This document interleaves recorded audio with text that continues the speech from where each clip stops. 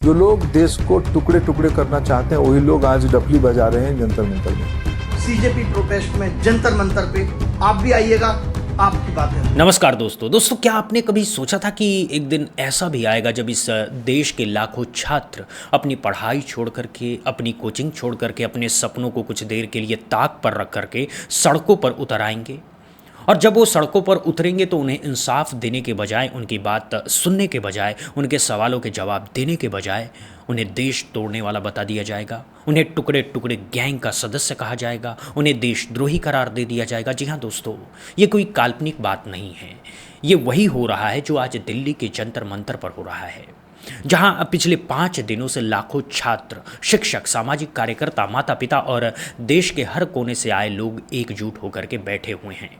उनकी मांग बहुत साफ है कि नीट का पेपर लीक हुआ, उसकी निष्पक्ष जांच हो, जिम्मेदार लोगों पर कार्रवाई हो और शिक्षा मंत्री धर्मेंद्र प्रधान अपने पद से इस्तीफा दें। ये कोई अनुचित मांग नहीं है, ये कोई असंभव मांग नहीं है, ये कोई गैर वाजिब मांग नहीं है, ये तो बस वो मांग है जो किसी भी जिम्मेदार लोकतंत्र में स्वाभाविक होती है। लेकिन हमारी सरकार इसे सुनने के बजाय, इसे समझने के बजाय इन छात्रों को ही देश तोड़ने वाला बता रही है।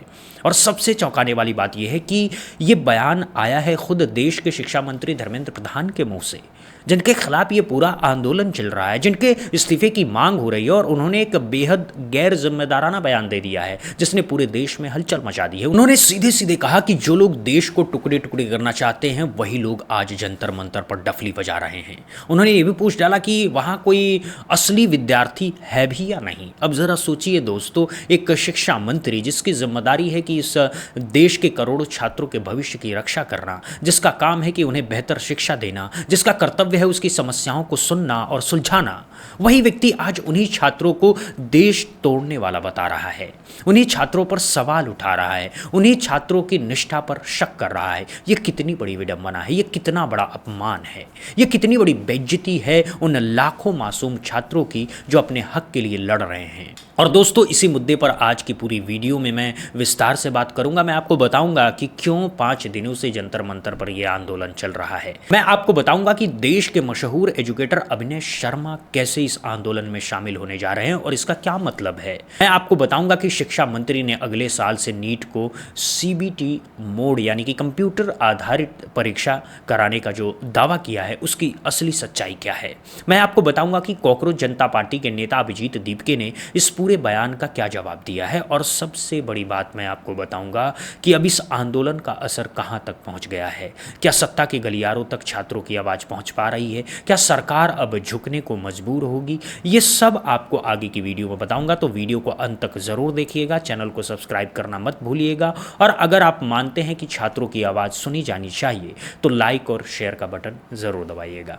अब चलिए शुरू करते हैं दोस्तों, इस पूरे आंदोलन की शुरुआत कैसे हुई है ये समझना बहुत ज़रूरी है। पिछले कई महीनों से देश में पेपर लीक का जो खेल चल रहा है उसकी पराकाष्ठा थी नीट का पेपर लीक। नीट यानी कि national eligibility cum entrance test, जो डॉक्टर बनने की सबसे बड़ी परीक्षा होती है। इस परीक्षा में बैठने के लिए छात्र 2-2, 3-3 साल कोचिंग करते हैं, अपने माता पिता के पैसे लगाते हैं, अपनी जवानी होम करते हैं, अपनी नींद कुर्बान करते हैं, सिर्फ इस सपने के साथ कि वो एक दिन डॉक्टर बनेंगे, अपने परिवार का नाम रोशन करेंगे, समाज की सेवा करेंगे और सबसे बड़ी बात, अपने माता पिता के सपनों को साकार करेंगे। लेकिन जब उनकी मेहनत का दिन आया, जब उन्होंने परीक्षा दी, जब उन्हें लगा कि अब उनके सपने पूरे होने वाले हैं, तब पता चला कि पेपर पहले से ही लीक हो चुका था। करोड़ों रुपए में पेपर बेचा गया था। अमीरों के बच्चों ने पैसे देकर के नंबर खरीद लिए थे और मेहनत करने वाले गरीब छात्र वहीं के वहीं रह गए। सोचिए दोस्तों, ये कितना बड़ा धोखा है, ये कितना बड़ा विश्वासघात है, ये कितनी बड़ी क्रूरता है। इसी पीड़ा में 12 से ज़्यादा छात्रों ने आत्महत्या तक कर ली, अपनी जान दे दी, क्योंकि वो ये बर्दाश्त नहीं कर पाए कि उनकी सालों की मेहनत यूं ही बर्बाद हो जाए।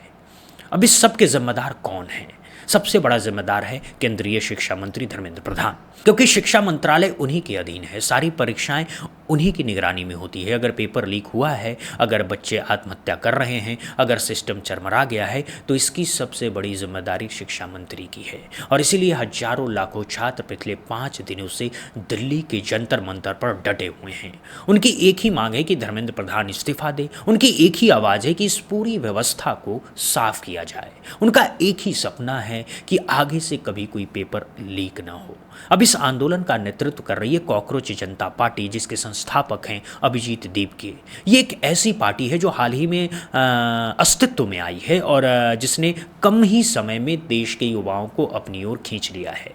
ये पार्टी कह रही है कि ये लड़ाई सिर्फ एक परीक्षा की लड़ाई नहीं है, ये लड़ाई पूरे सिस्टम को साफ करने की लड़ाई है। ये लड़ाई उन सब के लिए है जिन्होंने इन सिस्टम की वजह से अपनी जान दे दी है। ये लड़ाई उन परिवारों के लिए है जो अपने बच्चों के सपने टूटते देख रहे हैं। ये लड़ाई आने वाली पीढ़ियों के भविष्य के लिए है।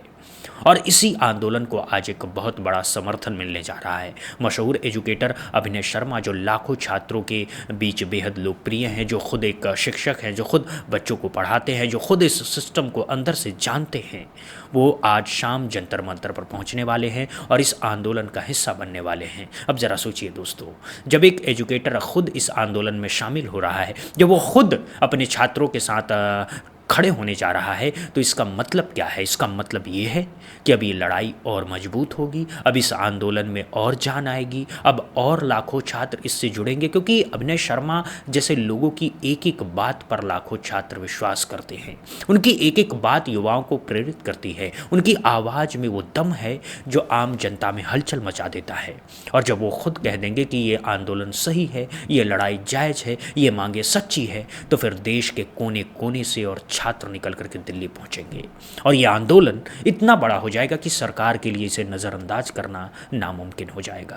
अब बात करते हैं उस बेहद गैर जिम्मेदाराना बयान की जो शिक्षा मंत्री धर्मेंद्र प्रधान ने दिया है। प्रजातंत्र में सभी को अपनी बातों को रखने का अधिकार है, लेकिन क्या रखना चाहते हो, उद्देश्य क्या है, कैसे रखते हो?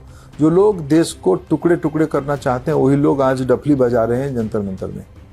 कोई विद्यार्थी है क्या? ये बहुत बड़ा अपमान है दोस्तों, ये बहुत बड़ी बेइज्जती है, ये बहुत बड़ी नीचता है उन छात्रों के साथ जो अपनी जायज मांगों के लिए सड़कों पर बैठे हैं। क्या आप जानते हैं ये टुकड़े टुकड़े शब्द कहाँ से आया है? इसका इस्तेमाल पिछले कई सालों से बीजेपी अपने हर विरोधी पर करती आई है, चाहे वो किसान आंदोलन हो, चाहे शाहीन बाग का आंदोलन हो, चाहे CAA के खिलाफ प्रदर्शन हो, चाहे JNU के छात्र हों। हर एक को टुकड़े टुकड़े गैंग कहा गया, हर एक पर देश तोड़ने का आरोप लगाया गया, हर एक की देशभक्ति पर सवाल उठाए गए और अब वही टुकड़े टुकड़े का तमगा छात्रों पर लगाया जा रहा है।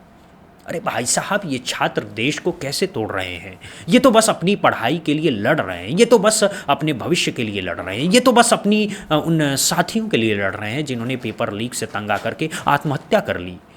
क्या इन्हें देश तोड़ने वाला कहा जा सकता है? क्या इनकी देशभक्ति पर सवाल उठाया जा सकता है? बिल्कुल नहीं।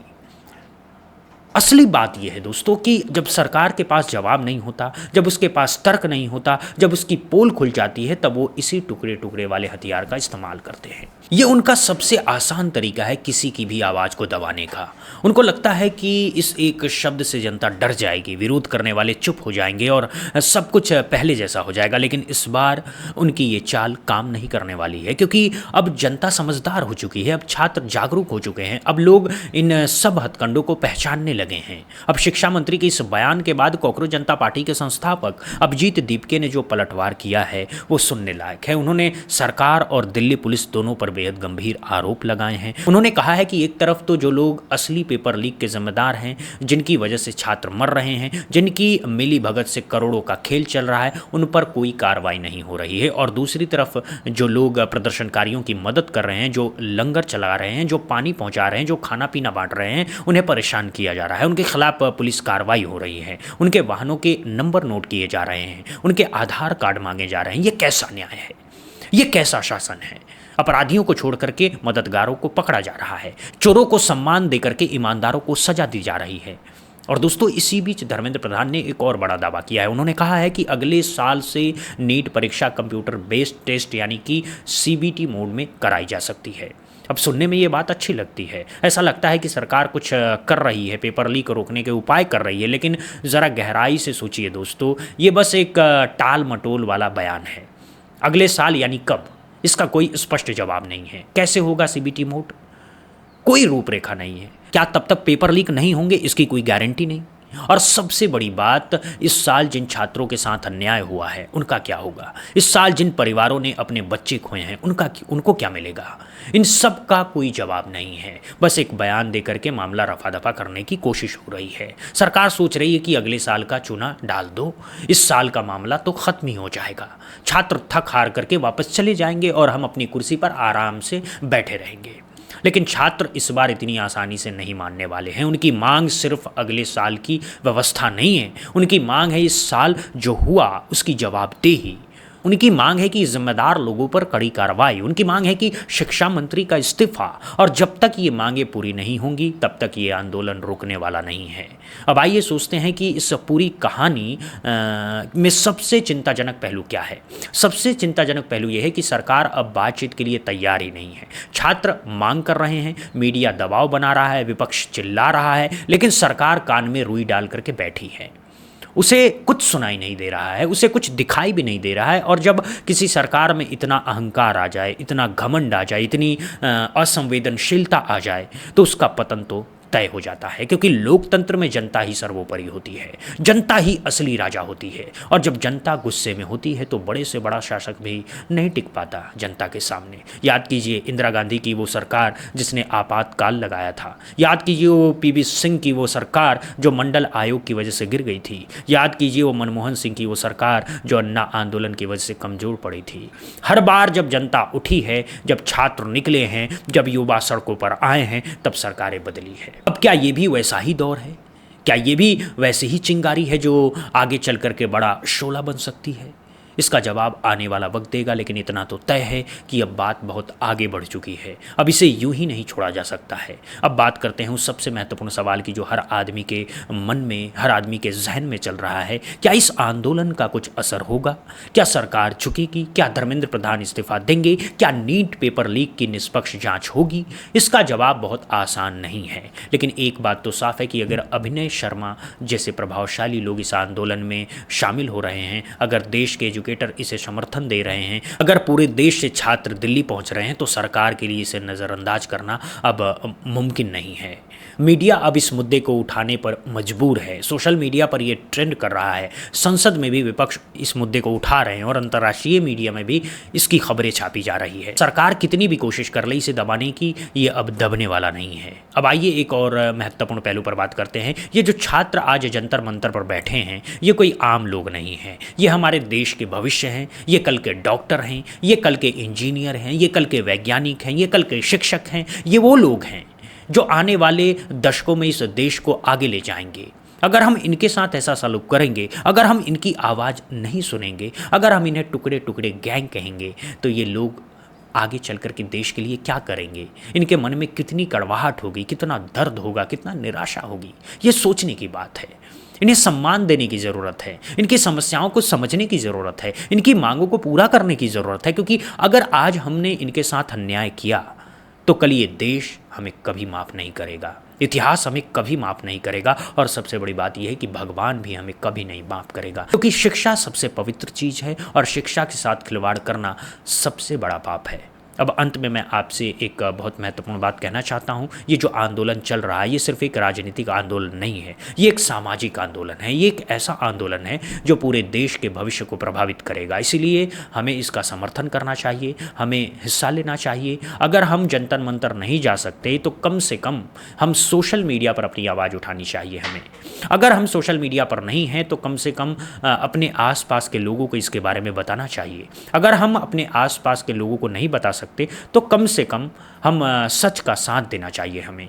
क्योंकि सच का साथ देना भी एक तरह की क्रांति है, चुप्पी भी एक तरह का अपराध है। इसीलिए चुप मत बैठिए, बोलिए, सुनिए, समझाइए और सबसे महत्वपूर्ण बात समझिए।